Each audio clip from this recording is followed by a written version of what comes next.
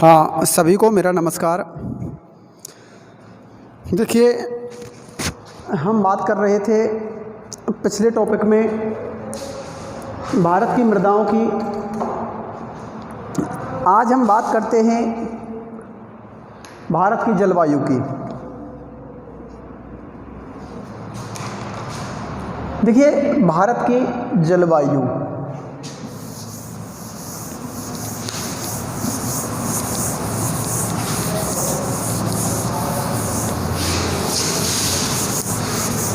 ये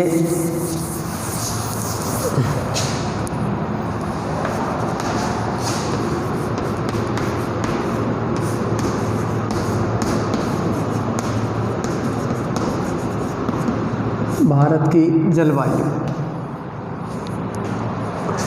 देखिए, क्या होता है कि हम सबसे पहले शब्द लेते हैं जलवायु।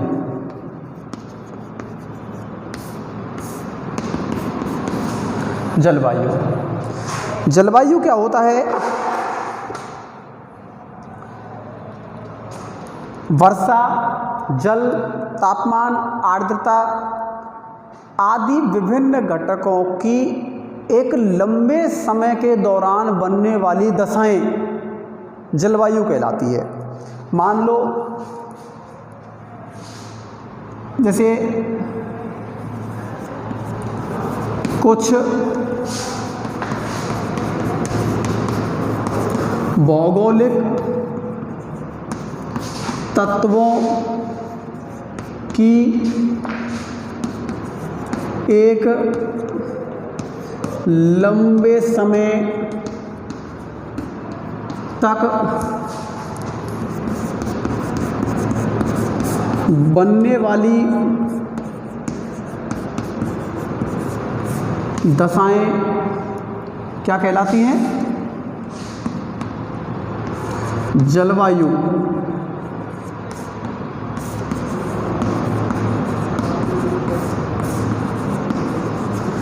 कहलाती हैं। दूसरा शब्द है हमारा मौसम। क्या है? मौसम। अब मौसम क्या है? मौसम का मतलब होता है कि ये सभी भौगोलिक तत्व, सभी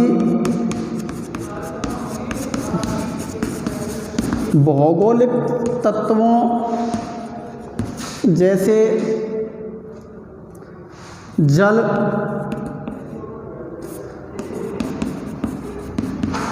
तापमान, वर्षा, आर्द्रता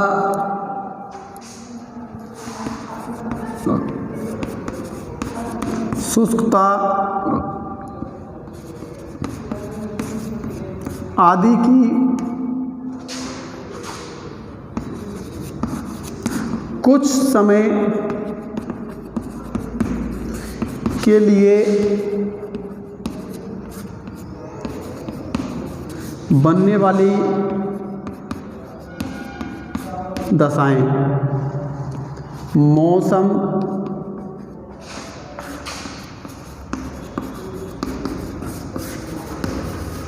कहलाती हैं।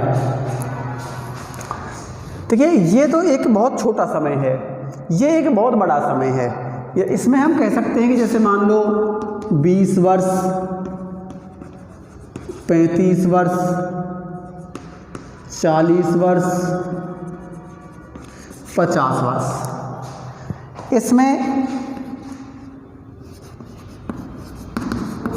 24 घंटे, 5 दिन, 10 दिन, 2 माह, 6 माह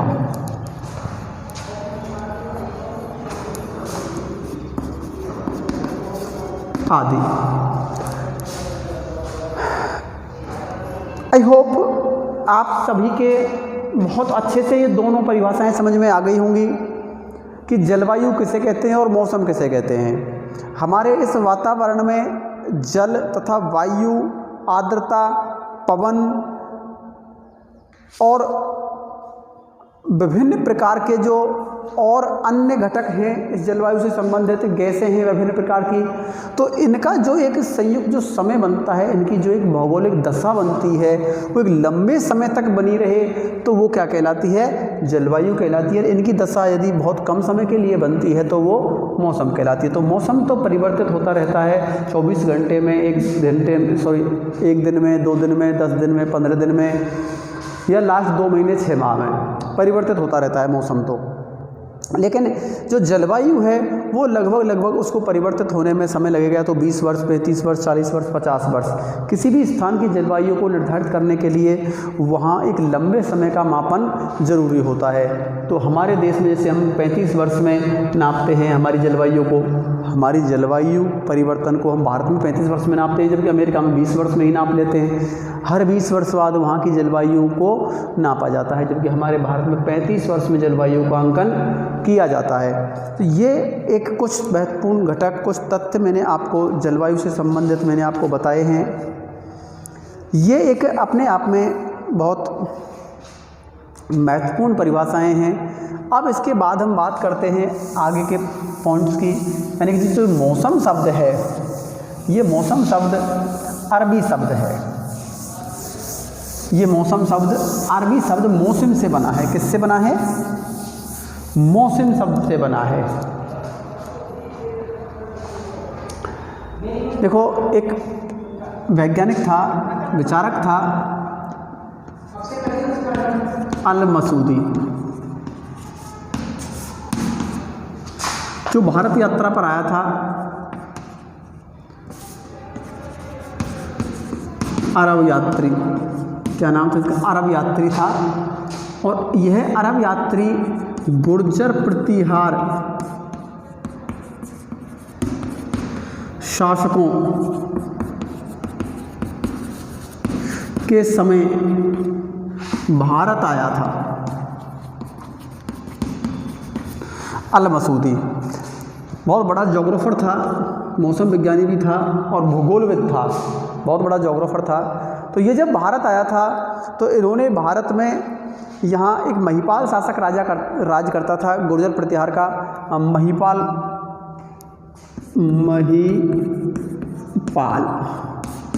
ये महिपाल, तो महिपाल के समय में ये भारत आया था। और भारत आया था तो भारत में भी इन्होंने बहुत सारी भौगोलिक परिस्थितियों का अध्ययन किया था और विशेष संदर्भ में उनको इंगित भी कराया, बताया। तो ये अरब यात्री अल-मसूदी था, इसने अपनी बुक्स में लिखा था मौसम,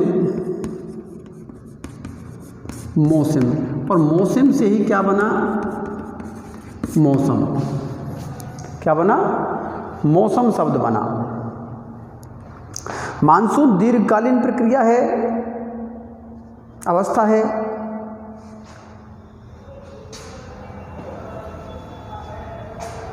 और इस मौसम शब्द से ही क्या बना? मानसून। क्या बना? मानसून। तो मानसून एक शब्द होता है, मानसून की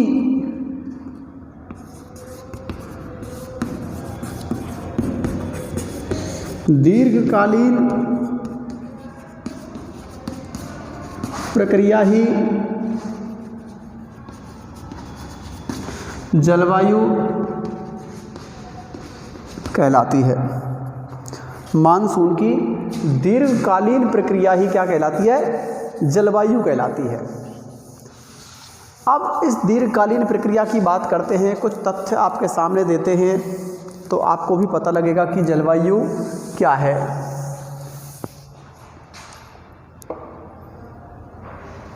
देखिए, प्रसिद्ध जलवायु विज्ञानी था मार्सडेन। उन्होंने भारत की लगभग सभी जलवायु प्रकार माने हैं। भारत की जलवायु को उष्णकटिबंधीय मानसूनी जलवायु कहा है। मार्सडेन एक विचारक था, मार्सडेन। उन्होंने कहा कि भारत में सभी प्रकार की जलवायु पाई जाती है। आर्द्र पाई जाती है, शुष्क भी पाई जाती है, मरुस्थलीय भी पाई जाती है, पर्वतीय भी पाई जाती है, ठंडी भी पाई जाती है, गर्म भी पाई जाती है, शीतोष्ण भी पाई जाती है, शीत भी पाई जाती है, उष्ण भी पाई जाती है, बर्फीली भी पाई जाती है। तो विभिन्न प्रकार के जो तत्व कोपेन ने दिए या किसी और विचारक ने, थॉर्नथ्वेट ने दिए या ट्रिवार्था ने दिए, उन सभी भौगोलिक जलवायु के गुण भारत की जलवायु में विद्यमान हैं। किसने माना? ये मार्सडेन ने माना। और इन मार्सडेन ने भारत की जलवायु को क्या माना? उष्ण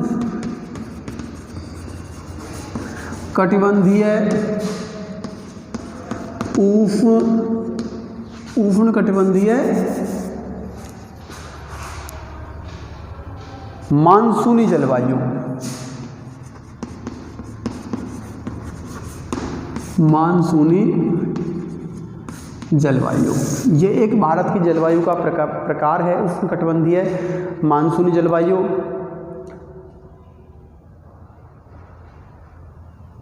यहाँ की जलवायु मुख्य रूप से मानसून पर निर्भर करती है। किस पर निर्भर करती है? मानसून पर निर्भर करती है। देखिए, अब मैं यहाँ एक तत्व बताता हूँ आपको और फिर मानसून की उत्पत्ति के कारण जानेंगे।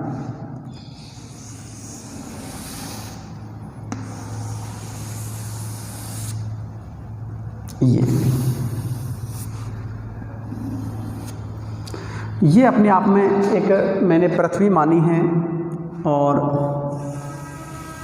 ये भूमध्य रेखा, ये कर्क रेखा, ये मकर रेखा।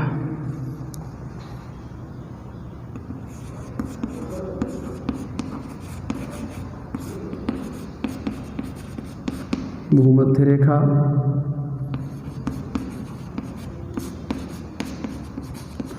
मकर रेखा,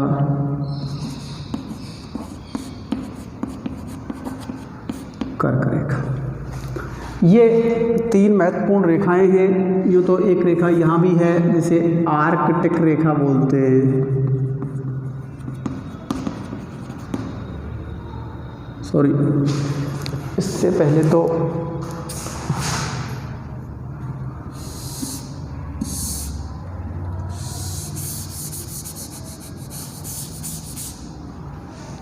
देखिए यहाँ पर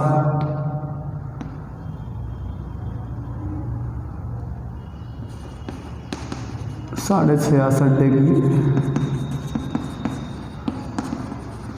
आर्कटिक रेखा, और यहाँ पर ये 66.5° अंटार्कटिक रेखा।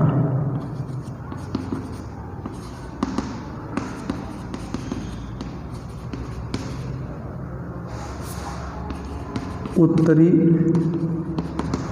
अक्षांश और ये दक्षिणी अक्षांश, दक्षिणी अक्षांश और उत्तरी अक्षांश। ये एक वर्ल्ड जलवायु का प्रकार है। तो ये जो जलवायु पाई जाती है यहाँ पर, ये अगर वर्ल्ड लेवल पर देखा जाए तो ये कौन सी है?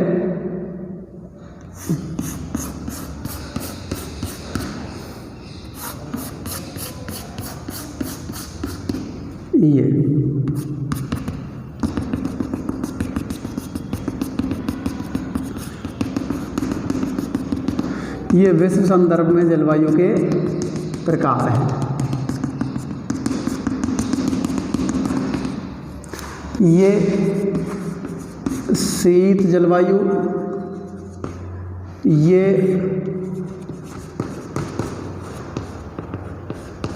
शीतोष्ण और ये उष्ण जलवायु,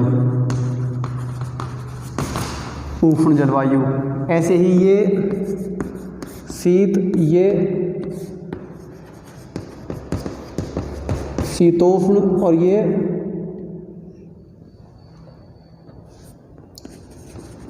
उष्ण जलवायु। हाँ देखिए, कटिबंध किसे कहते हैं? दो समानांतर अक्षांश रेखाओं के मध्य का भाग कटिबंध कहलाता है। क्या कहलाता है? कटिबंध कहलाता है। तो ये एक जलवायु संबंधी जो अपना पॉइंट्स है उसमें इम्पोर्टेंट चीज़ है, याद रखने वाली बात है। तो समानांतर जो दो रेखाएं होती हैं, कोई भी हो, वो चाहे 1 डिग्री और 2 डिग्री है, चाहे 5 डिग्री और 10 डिग्री है, चाहे 1 डिग्री और 25 डिग्री के बीच की बात है। यानी कि जो नंबर की रेखाएं हम ले रहे हैं उन दोनों रेखाओं के समानांतर जो बीच का स्थान है वो क्या कहलाता है? कटिबंध कहलाता है। और ये कटिबंध ही हैं। तो ये जो रेखा है 23.5 डिग्री उत्तरी अक्षांश और ये 23.5 डिग्री दक्षिण अक्षांश, ये दोनों रेखाओं के जो बीच का भाग है वो क्या कहलाता है? उष्ण कटिबंधीय जलवायु। भाई उष्ण गर्म है। देखिए एक चीज़ और समझा देता हूँ आपको। सूर्य यहाँ चमकेगा कितने को? 23 सितंबर और 23 मार्च। इसकी किरणें यहाँ सीधी पड़ेंगी इस पर कितने तारीख को? 21 जून। इसकी किरणें यहाँ सीधी पड़ेंगी 22 दिसंबर को। अब ध्यान रखना कि अब जो डेट आ रही है फिक्स हमारे पास 23 सितंबर निकल गया, पिछली बार सितंबर अक्टूबर चल रहा है। अब लगभग 15-20 दिन पहले सूर्य यहाँ से कहाँ जा रहा था? यहाँ जा रहा है नीचे। तो 22 दिसंबर को सूर्य कहाँ पहुँच जाएगा? मकर रेखा पर। जब सूर्य मकर रेखा पर पहुंच जाएगा तो ये जो एरिया है ऊपर वाला, यहाँ पर तो ठंड हो जाएगी ना, क्योंकि सूर्य बहुत दूर चला गया। जब सूर्य बहुत दूर चला गया तो यहाँ पर ठंड हो जाएगी। तो 22 दिसंबर के आसपास यहाँ पहुँचेगा तो 22 दिसंबर के आसपास यहाँ पर कड़ाके की सर्दी होगी इस उत्तरी गोलार्ध में। ये तो 0 डिग्री के उत्तरी भूभाग में कड़ाके की सर्दी होगी। और जैसे ही 22 दिसंबर होगा तो 22 दिसंबर के बाद ये उत्तर की ओर आना प्रारंभ कर देगा। और 22 दिसंबर से लगभग 23 मार्च को ये यहाँ आ जाएगा भूमध्य रेखा पर। 3 महीने में कब आ जाएगा? 3 महीने में 23 मार्च को भूमध्य रेखा पर आ जाएगा। और फिर 23 मार्च के बाद ये ऊपर जाएगा और फिर अगले 3 महीने में ये 21 जून को कर्क रेखा पर पहुंच जाएगा। तो जब 21 जून को कर्क रेखा पर पहुंचेगा तो यहाँ इस एरिया में पूरे में गर्मी प्रारंभ हो जाएगी। प्रारंभ का मतलब कड़ाके की गर्मी होगी, ज़बरदस्त गर्मी होगी। टेम्परेचर बहुत ज़्यादा हाई होगा जून के महीने में। मई में हो जाता है टेम्परेचर हाई, तो लेकिन जून के महीने तक टेम्परेचर और भी ज़्यादा हाई हो जाएगा, क्योंकि जैसे ही ये भूमध्य रेखा को क्रॉस करेगा मार्च के बाद तुरंत टेम्परेचर बढ़ना प्रारंभ हो जाएगा। और जैसे ही ये जून के बाद आएगा तो जून के बाद ये फिर वापस इधर आना प्रारंभ कर देगा। और 21 जून के बाद 23 सितंबर को फिर भूमध्य रेखा पर पहुंच जाएगा 3 महीने में। तो ये 3 महीने, ये 3 महीने, ये 3 महीने और ये 3 महीने, तो लगभग कितने हो गए? 3 चौके 12 महीने। तो ये पूरा 12 मंथ्स, 12 महीने का हिसाब सूर्य का हमने आपको बता दिया कि कब सूर्य कहाँ पर प्रारंभ होता है, रहता है। ये 12 महीने सूर्य। अब ध्यान रखना, ये सूर्य ही है जो हमारी पृथ्वी पर जलवायु का निर्धारण करता है। अब जहाँ ये होगा वहाँ गर्मी, जहाँ ये नहीं होगा वहाँ सर्दी, तो निश्चित भूभाग है। फिर जहाँ तापमान ज़्यादा होगा वहाँ पर वाष्पीकरण ज़्यादा होगा, जहाँ तापमान कम होगा वहाँ वाष्पीकरण भी कम होगा। तो निश्चित रूप से यह सूर्य हमारी जलवायु को प्रभावित करता है। तो इस सूर्य की वजह से ही, इस सूर्य के इधर उधर घूमने की वजह से ही, या पृथ्वी के इधर उधर घूमने से ही, पृथ्वी सूर्य के चारों ओर जो चक्कर लगाती है, इसकी वजह से ही हमारे यहाँ पर मानसून की उत्पत्ति होती है। किसकी उत्पत्ति होती है? मानसून की उत्पत्ति। किसकी वजह से होती है? सूर्य की वजह से होती है। क्योंकि सूर्य तो मान लो हम अगर इसको स्थिर भी माने, सूर्य को जैसे कहते हैं कि स्थिर है सूर्य, तो स्थिर है तो सूर्य के चारों ओर पृथ्वी चक्कर लगाती है। जब पृथ्वी यह चक्कर लगाएगी तो ऐसे घूमते हुए जब यहाँ आएगी ऐसे ये, तो निश्चित रूप से ये इस पृथ्वी को प्रभावित करता है। पृथ्वी पर जो जल है, वायु है, जो स्थल है, उन सभी को ये सूर्य बहुत अधिक प्रभावित करता है। अब ये उत्पत्ति क्यों होती है मानसून की? ये भी एक अपने आप में बहुत बड़ी विडंबना है। क्योंकि जब मैंने ये चीज़ तो समझ में आ गई कि निश्चित रूप से सूर्य इधर उधर होता है, भाई कभी कहीं सीधा चमकता है, क्योंकि वो सूर्य नहीं जा रहा, पृथ्वी जा रही है वहाँ पर। तो पृथ्वी जब उस स्थान पर जाती है तो उसके स्थान पर सूर्य सीधा चमकने लग जाता है। तो ये चीज़ें हमने यहाँ पर पढ़ी। अगली बात करते हैं हम मानसून की उत्पत्ति की। तो मानसून की उत्पत्ति से संबंधित कुछ संकल्पनाएं हैं, वो और देख लीजिएगा।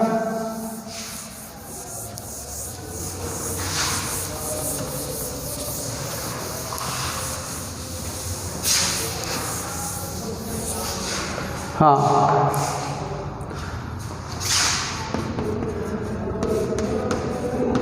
मानसून की उत्पत्ति की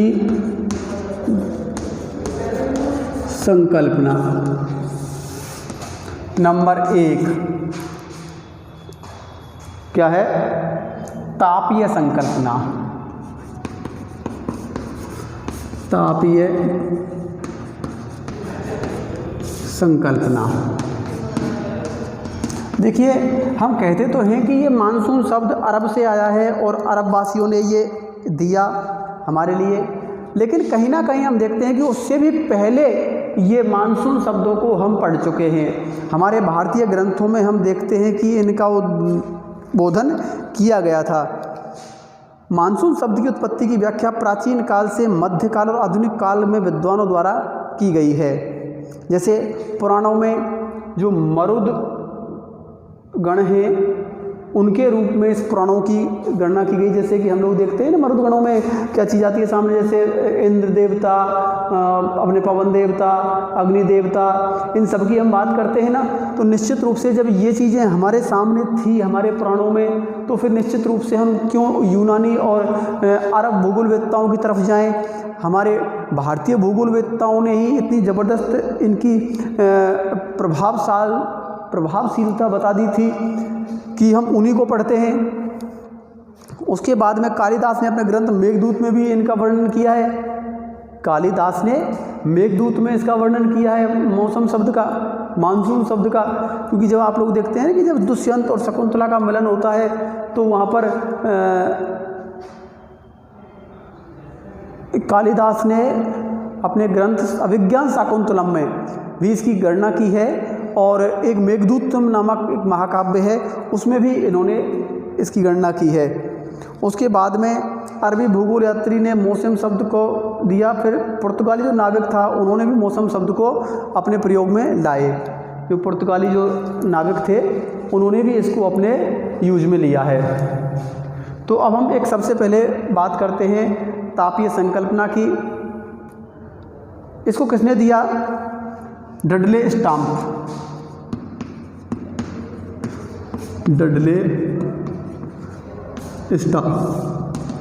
डडले स्टाम्प ने तापीय संकल्पना दी। मानसून उत्पत्ति से संबंधित पहली संकल्पना है। जैसे 1686 में एडमंड हेली ने प्रस्तुत किया। 1686 में 1686 ईस्वी में एडमंड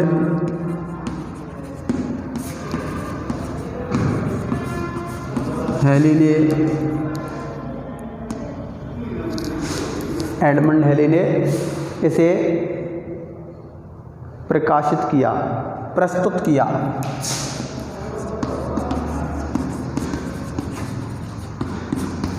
किया।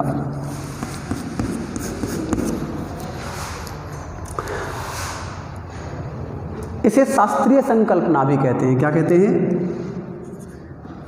क्योंकि सबसे पहली संकल्पना है, शास्त्रीय संकल्पना भी कहते हैं। अगली, यह जल समीर और थल समीर के रूप में प्रस्तुत है, रूप में विस्तृत मानी जाती है।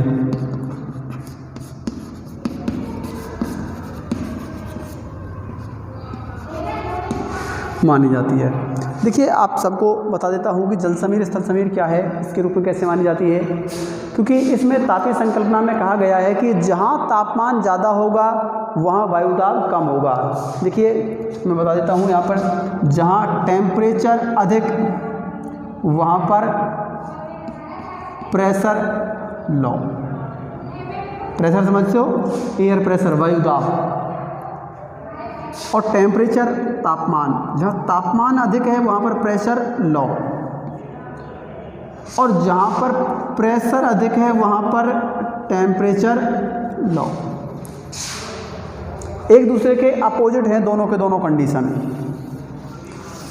जब यहाँ दो कंडीशन बनती है, दोनों एक दूसरे के अपोजिट हैं, तो हम देखते हैं कि टेम्परेचर हाई प्रेशर लो, और यहाँ प्रेशर हाई तो टेम्परेचर लो, ये कंडीशन बनती है। तो क्या होता है कि जब टेम्परेचर हाई होगा तो धरातल जल्दी गर्म हो जाएगा, और दूसरी कंडीशन, समुद्र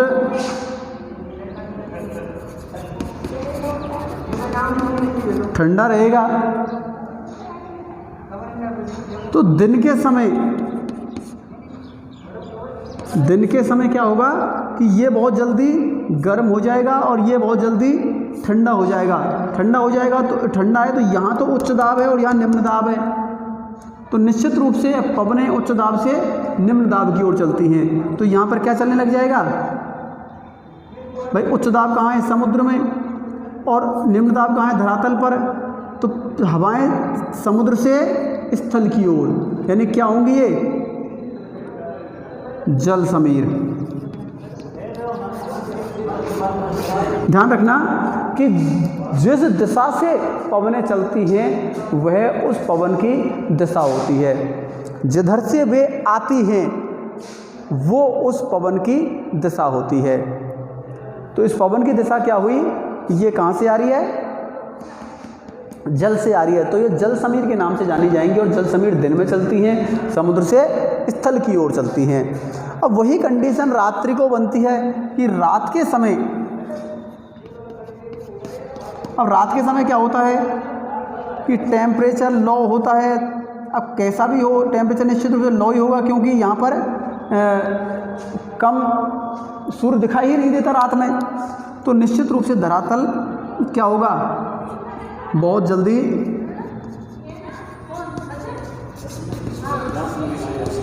ठंडा होगा। क्या होगा? ठंडा होगा। और ये बहुत जल्दी ठंडा होगा तो समुद्र जल्दी ठंडा नहीं होगा। तो यहाँ उष्णता रहेगी, यहाँ ठंड रहेगी। तो हवाएं स्थल से समुद्र में, ये क्या होती है? स्थल समीर।